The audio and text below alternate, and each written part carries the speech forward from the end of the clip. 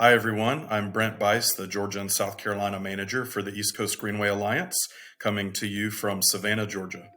And I'm going to be talking about 3 highlights from my region, Georgia and South Carolina, 2 from South Carolina, and 1 in coastal Georgia. The first one we'll start up north is Awendaw. Awendaw is a small rural community about halfway between Charleston and Myrtle Beach. It sits on the coast at the edge of the Francis Marion National Forest and is the intersection of the Palmetto Trail, which is a soft surface trail for the most part that leads into the upstate, and the East Coast Greenway route. The town of Awendaw has long been very excited to be a part of the Greenway corridor and has made a lot of great strides in creatively developing their section of the East Coast Greenway spine route. Specifically, they realized a few years ago that they had a huge opportunity with their network of existing abandoned Forest Service roads, and they've steadily converted those old logging roads into packed gravel, multi-use paths, completed with East Coast Greenway signage. Over 2 miles of those trails are complete, another 2 are on the way, and their full Greenway network will cover more than 10 miles through coastal forest and wetlands when finished. Moving south to Charleston, I want to lift up once again the Ashley River Bridge project. In 2018, Charleston was awarded a major federal grant to help design and construct this standalone bicycle and pedestrian bridge over the Ashley River. This river crossing has long been a major safety issue for non-motorized commuters in the area as well as long-distance Greenway users. Because the current bridge is very congested with motor vehicle traffic and effectively has no safe accommodation for people walking and biking. This is despite the fact that this bridge is the only route between the Charleston Peninsula and the West Ashley neighborhoods, where many residents who work on the peninsula live. The bridge will create a dedicated, safe way to cross the river by foot and by bike, and will link Charleston's nationally renowned historic district to the existing West Ashley Greenway, which is already part of the East Coast Greenway. All of this will make a continuous 10-mile traffic-separated Greenway facility across Charleston and West Ashley. Design on the bridge is underway, and we can't wait to see and celebrate this long-awaited Greenway connection. Moving much further south into Georgia, Darien is a charming, historic, and somewhat off-the-beaten-path community located about midway on Georgia's coast. It was founded by Scottish settlers in the 1730s, and Darien features a very scenic waterfront with shrimp boats, resulting great seafood, and the Highlander Trail, which is a concrete multi-use path that's a designated segment of the East Coast Greenway already. The Highlander Trail ends at the Darien River, but a new bridge is being built by the Georgia Department of Transportation in the next couple of years. This short but essential connection across the river will feature a barrier-protected walking and biking path and will definitely be one of Georgia's most photographed sections of the Greenway when it's complete.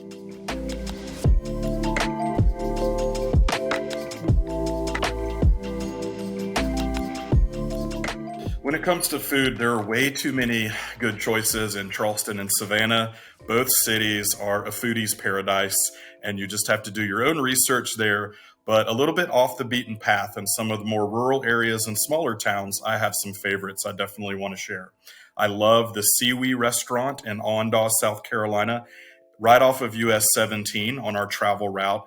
It's really popped down in the middle of nowhere along this divided highway. It's an old hardware store that's been converted into a restaurant, and you could do a lot worse than stopping there and having their daily special and one of the classic old school Southern sodas like a knee-high grape or a Fanta orange. I also love Plums on the Beaufort waterfront. Their waterfront is historic and has been beautifully renovated. Plums has great fresh seafood and a really good collection of regional and local craft beers, if you like that kind of thing. Love Seafood on the Ogeechee River, which is the boundary between Chatham County and Bryan County, Georgia, has spectacular views and maybe the best fried shrimp in all of the Southeast. And then lastly, in Darien, right on the Darien River, is Skipper's Fish Camp, a place that I always stop for lunch if I'm in the area, and they arguably have the very best catch of the day sandwich you'll find anywhere for a very reasonable price.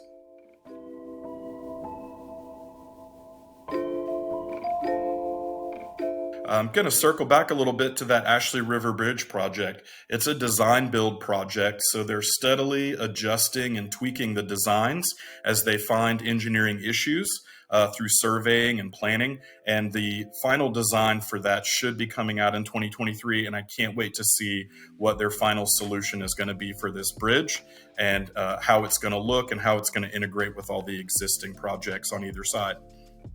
Another project we've been waiting on news for quite some time. We've had some hiccups between hurricane damage and other issues, but we're really looking forward to the news of the launch of a regular ferry service for people walking and biking between Georgia and Florida across the St. Mary's River. This ferry service will take you from the waterfront of St. Mary's, Georgia, to the waterfront of Fernandina Beach, Florida. Both cities have already invested in this ferry service happening, and they're both very excited to see it start. And once it begins, people will have the option to take a 1-hour scenic, as you can imagine, tour along the St. Mary's River with dolphins and all kinds of amazing things to see, like the southern shores of Cumberland Island National Seashore and wild horses frolicking in the sand dunes. And you'll be able to roll your bike right on and off and then enjoy the trails on both sides of those state borders.